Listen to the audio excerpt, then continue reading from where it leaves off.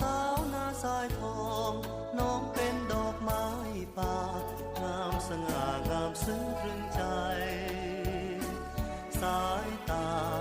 คมค่าบาดในหัวใจกิริยาอ่อนไหวน้องเป็นขวัญใจของใครแก้วตาโอ้สาวหน้าสายทองผิวขาวงามผุดผ่องขอหักน้องกับสาวบ้านนาหมายใจ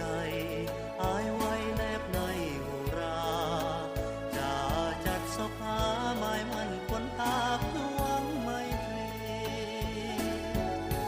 โอ้นวลน้องเอ๋ยอย่าเลยตัดไมตรีอายขอฝากชีวิตฝากความหวังดีกับตาสายท